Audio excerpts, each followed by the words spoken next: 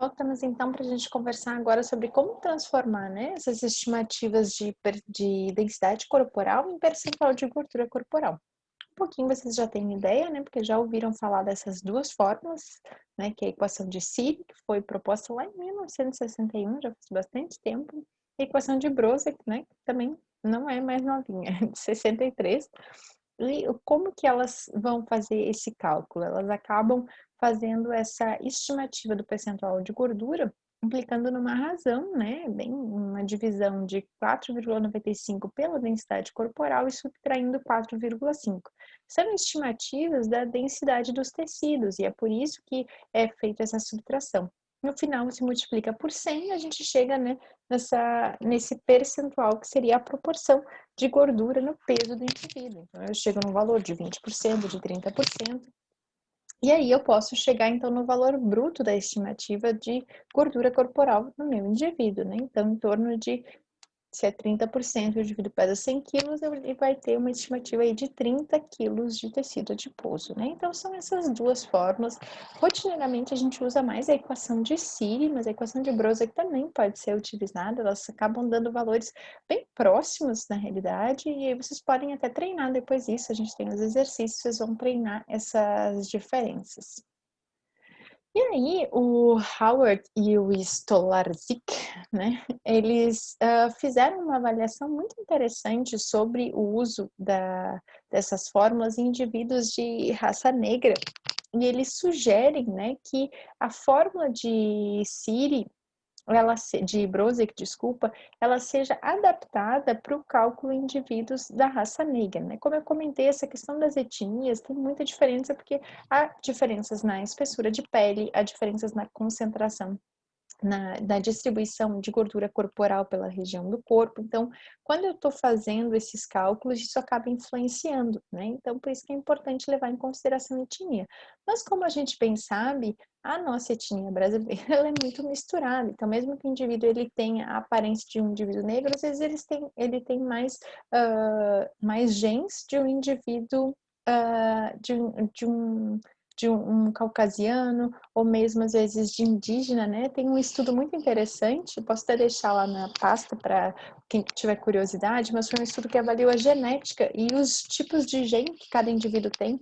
E aí tem indivíduos, né, que, por exemplo, tem a avaliação do neguinho da beija-flor e mostra que ele tem 70% dos genes dele de caucasianos. Então, ele é negro externamente, digamos assim, mas a genética está mais associada às vezes a uma etnia, né? Então, uma etnia de caucasianos. Então, a gente tem que ter muita atenção ao fazer essas divisões nas fórmulas, né?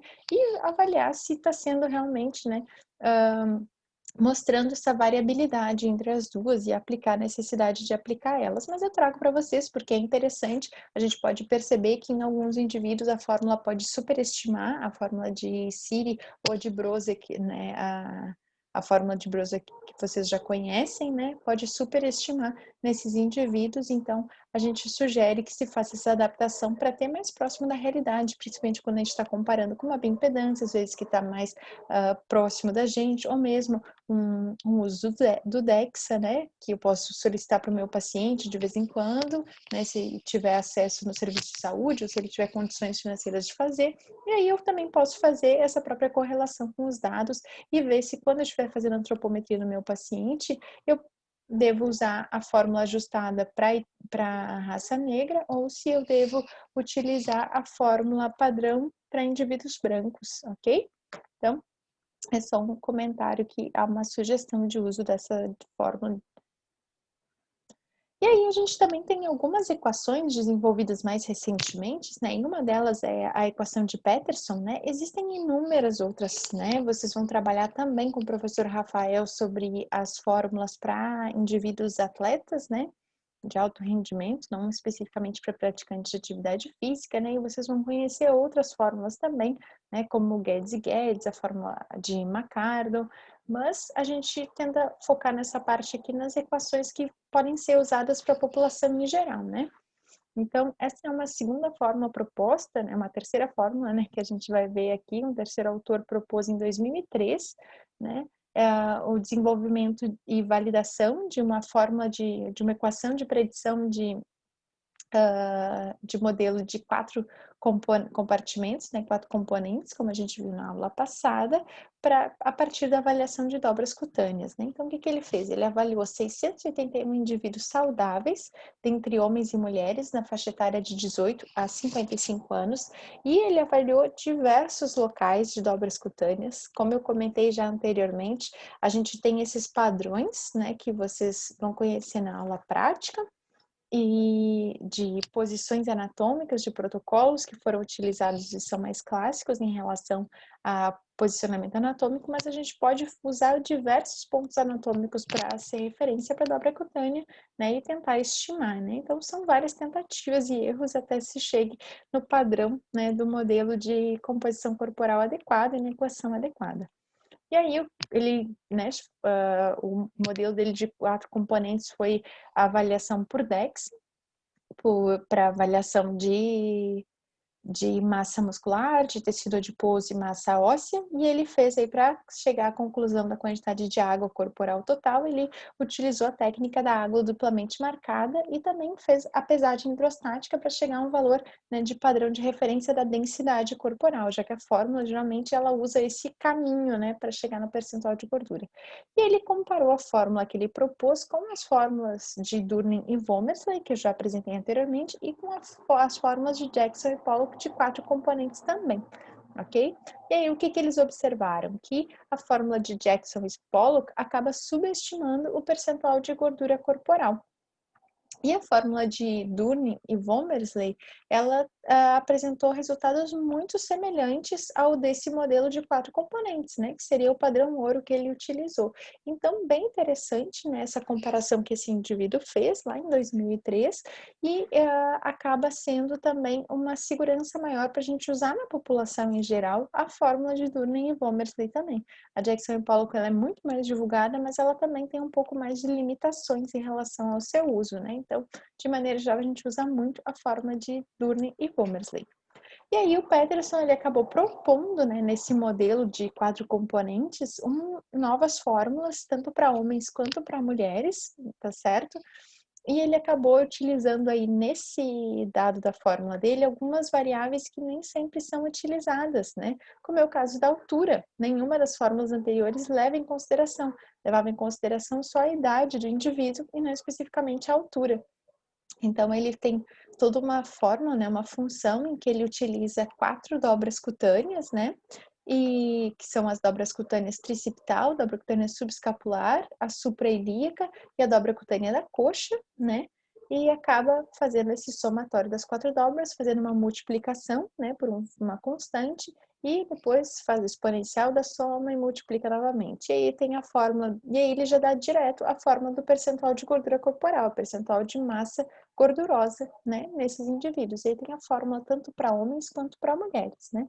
No estudo dele já vem também com um exemplo aqui, ó, de como que aplica, diz aqui o exemplo de uma mulher de 31 anos, com altura de 1,69, 78 quilos, e aí já diz que o IMC dela é de sobrepeso, 27 quilos, né, e dá as espessuras em milímetros das dobras cutâneas utilizadas na fórmula. E aí já chega todo o cálculo como deve ser feito, né, 33% final, a percentual de gordura. E aí o que que ele fez? Com essa fórmula, ele fez correlação com o modelo de 4 componentes que ele chegou.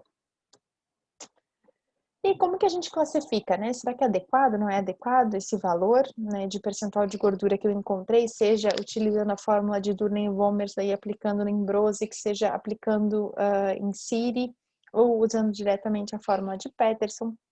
Então, a gente precisa de tabelas de referência, né? E as tabelas que a gente tem atualmente, elas são bem antigas, né? E aí isso é um fator que nos limita bastante, porque essas fórmulas, essas tabelas de comparação não representam muito mais nossa população, né?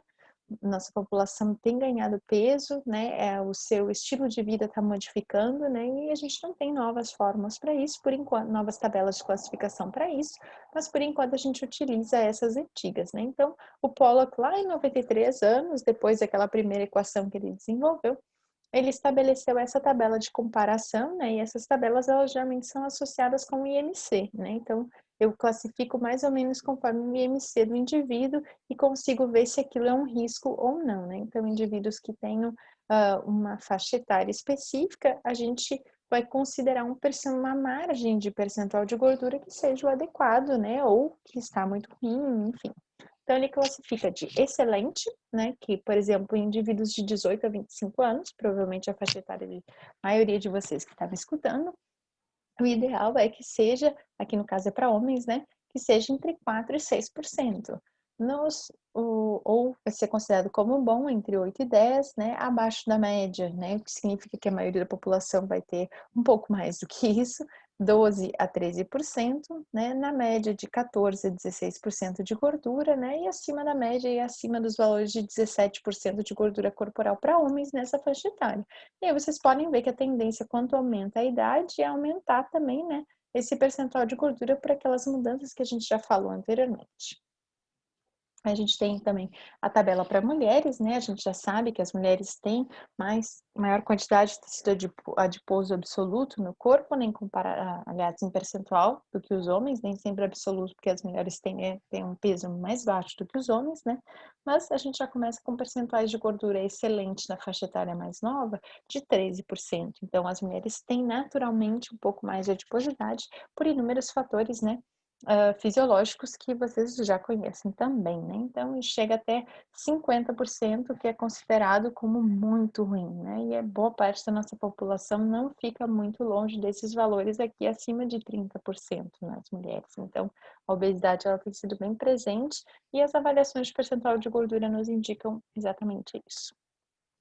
Existe uma outra classificação também, um pouco mais antiga do que a do Pollock, né? A do Pollock é de 93, e é a do Lohmann, que é uma das técnicas que a gente utiliza para marcação de pontos anatômicos. E ele faz uma classificação um pouco mais simples, não por faixa etária, né? Então eu recomendo muito mais vocês utilizarem a do Pollock, porque ela acaba levando em consideração as mudanças etárias, e isso é importante. E essa daqui ela acaba, né, classificando só entre os gêneros, né, a quantidade e o valor dela também são bem mais simplificados, né? As margens, né, não são tão variáveis. Então, nos homens de menos do que 5% até mais do que 25%, que seria, né, riscos de obesidade, e nas mulheres menor do que 8%, seria risco de desnutrição energética proteica, e mais do que 32% risco de obesidade. E aí a gente tem uma terceira classificação, que também é bem mais nova, que é a classificação segundo Bray, de 2003, né? E ela é uma classificação muito boa, porque ela leva em consideração o IMC, então que a gente já tem muito estabelecido na literatura, que seria, né, o nosso padrão de referência em relação a taxas de mortalidade, desenvolvimento de doenças, né? E leva em consideração também o percentual de gordura, né?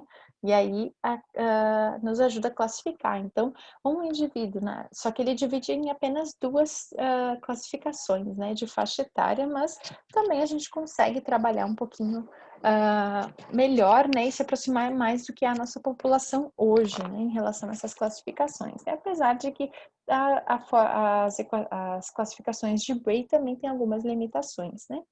Então, essa classificação, ela divide, por exemplo, homens e mulheres de 20 a 39 anos, né? E conforme o MC, eu vou dizer, então, se esse meu MC for maior do que 30, esse indivíduo, ele vai ter um percentual de gordura elevado acima de 26%, né? De maneira geral, ele consegue estimar esse percentual de gordura. Nos indivíduos de 40 a 59 anos, se ele tiver um IMC acima de 30, a gente vai considerar elevado acima de 29. Ele simplifica um pouco mais essa classificação do percentual de gordura, ok?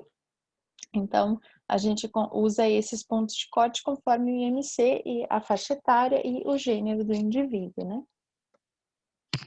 E vamos falar um pouquinho sobre as crianças, como é a composição corporal em crianças e adolescentes. Vocês já estudaram nessa disciplina sobre a avaliação nutricional da criança, mas a gente não aprofundou sobre a composição corporal. Então, nessa parte, a gente também vai falar um pouquinho sobre isso, né?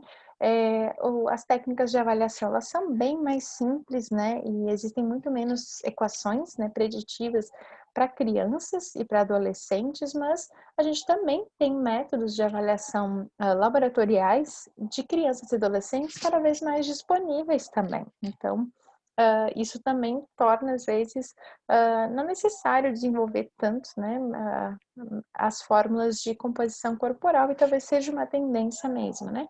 Mas a gente tem algumas fórmulas e eu vou abordar com vocês isso, né? Durante a infância, a gente não vê muita diferença entre os gêneros, né, entre meninos e meninas em relação à composição corporal, então eles podem ser, avaliados, de forma, né, conjunta, né, não precisa haver tanta diferença nessas classificações, mas a gente observa sim que tem uma importante mudança conforme vai passando a faixa etária em relação à distribuição de água corporal. Então, um feto, né, um feto vai ter muito mais água, em torno de 100%, comparado com um recém-nascido, e assim, conforme ele vai passando pela adolescência, ele já vai baixando dessa casa dos 80 para os 70%, que é a média na faixa adulta, né, 70, 75%, até que o indivíduo idoso, ele já tem uma redução de água bem importante no corpo, né, podendo chegar em 50%. E essa redução de água, ela faz aumentar a quantidade de peso, né, que a gente vai estabelecer para proteína e minerais quando eu calculo, né, a proporção de proteína e minerais quando eu calculo a massa livre de gordura, né, que é como a gente estima a massa livre de gordura a partir do percentual de gordura corporal identificado na antropometria. Então, isso tem que ser sempre levado em consideração essas variações de estado hídrico conforme a faixa etária. E aí, na adolescência, a gente começa a ter também alterações importantes em relação à massa mineral óssea, né? A massa mineral óssea, ela ocorre entre os 20 e os 30 anos, como eu mostrei já naquele gráfico anterior, né? E a partir dos 40, 50 anos, a gente tem uma mudança bem importante nas mulheres, né? Então, durante esse processo da infância e da adolescência, essa massa óssea ela está se formando ainda. E aí, com isso, a gente tem também interferências diretas sobre a composição corporal. Né? Essa massa livre de gordura, ela constantemente está se alterando. Eu não posso considerar como constantes, como a gente faz nos adultos, né? Além disso, a gente tem aspectos da maturação sexual dos indivíduos, né? Por aquela escala de Turner, que a gente acaba tendo que levar em consideração, porque cada fase, né, conforme o estágio em que o indivíduo está, ocorrem mudanças na distribuição de gordura corporal, no ganho de massa muscular, e isso ocorre numa velocidade e numa fase diferente entre os meninos e as meninas. Então, também é um fator que interfere muito nessa elaboração das fórmulas de composição corporal de crianças e adolescentes, né? E mais da metade da gordura nessa faixa, né, de vida na adolescência, ela é gordura subcutânea. Tem pouca gordura visceral, apesar de que a gente tem visto também, né, esse aumento na tendência de obesidade em crianças e adolescentes, e isso acaba refletindo na gordura visceral. Então, desde os pequeninhos a gente já começa a ter tabelas de classificação, né, dessas dobras cutâneas. Então, a mesma técnica que a gente usa no adulto, a gente vai tentar utilizar na criança. E eu digo tentar, porque o pequenininho acaba se mexendo, se movendo, acaba sendo bem mais difícil. Eu espero que vocês tenham a oportunidade um dia de avaliar uma criança, né? Além disso, a gente tem uma certa dificuldade, porque a separação do tecido adiposo do tecido muscular, né, que é o que a gente tem que fazer, vou mostrar aqui no meu braço para vocês, a gente tem que pinçar, né, o tecido adiposo e eu tenho que deixar o tecido muscular aqui, eu não posso puxar, até porque eu não consigo puxar, se eu puxar o tecido muscular me dói, como um beliscão.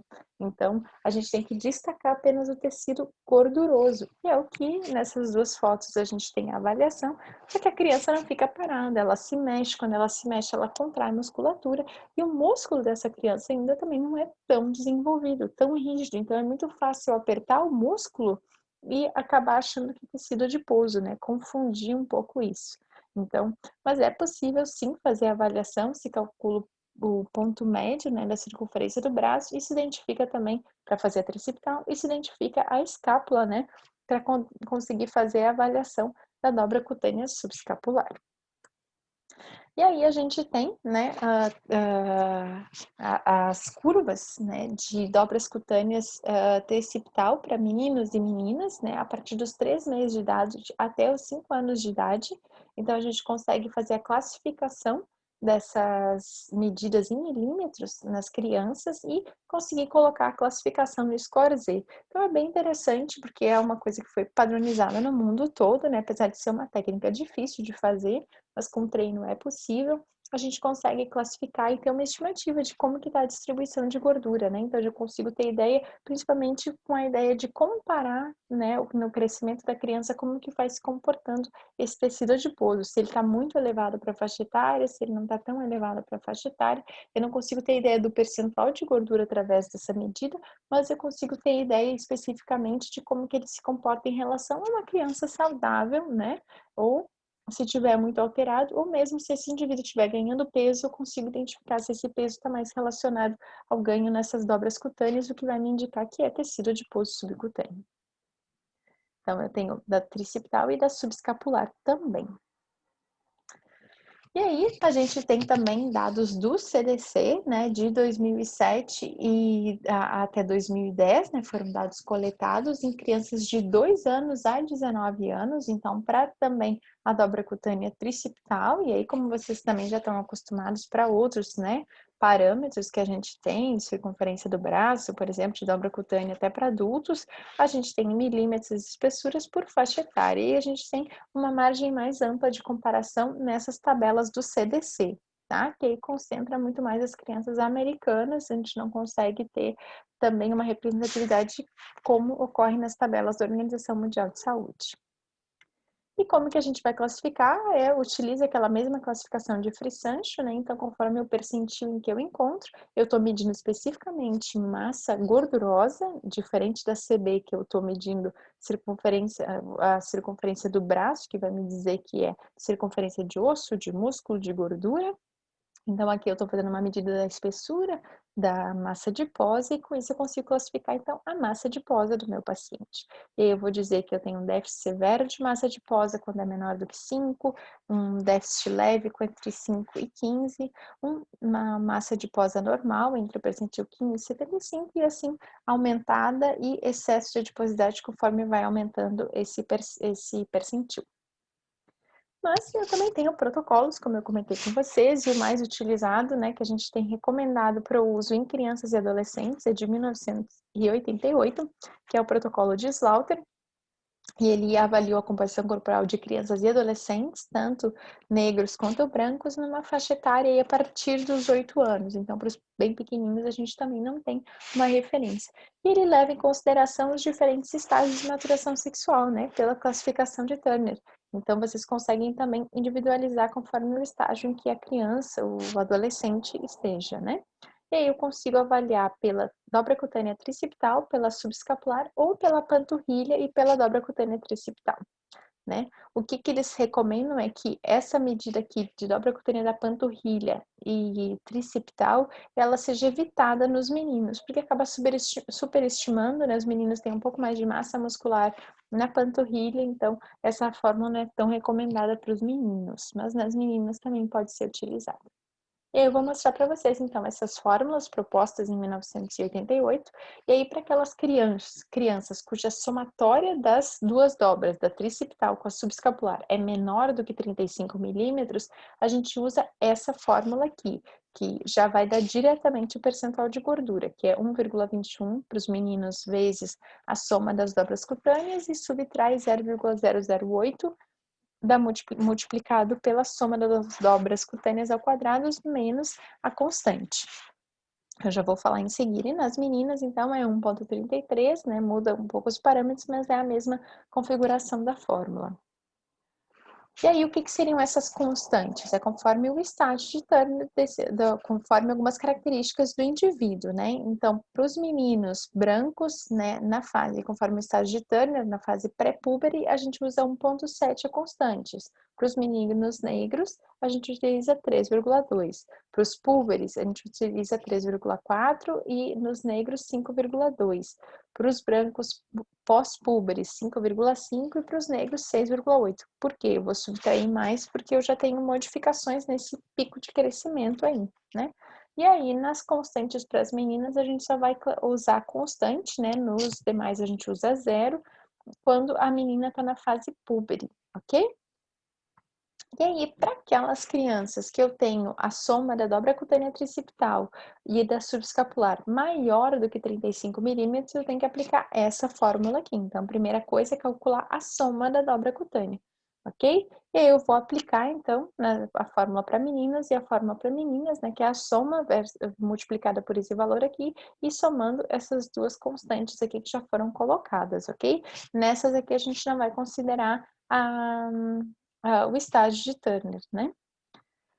E a composição corporal, pela fórmula da soma da dobra cutânea tricipital com a panturrilha, né, como eu comentei, ela deve ser evitada mais para meninos, né, mas ela pode ser utilizada, tanto que eles fornecem no artigo, né, e ela é a soma dessas dobras, né, multiplicada por um valor, uma constante, e somado um valor específico para meninos e para meninas.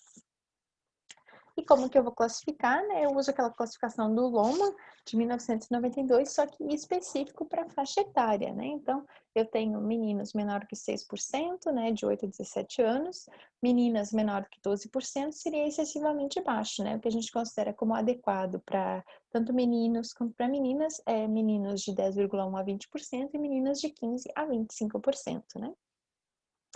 Então é isso, essas são as referências que eu utilizei. Algumas eu vou colocar lá na aula para a gente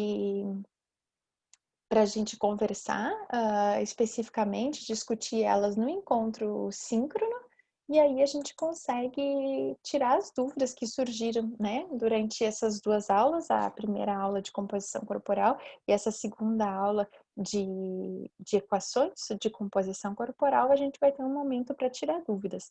Lembrando que ambas as aulas a gente tem exercícios, né, relacionados, e vocês devem fazê-los para ajudar a fixar o conteúdo e também, né, tirar as dúvidas para que a gente possa fixar o conteúdo e vocês saírem dessa disciplina com segurança para usar esses protocolos de composição corporal a partir da técnica de antropometria.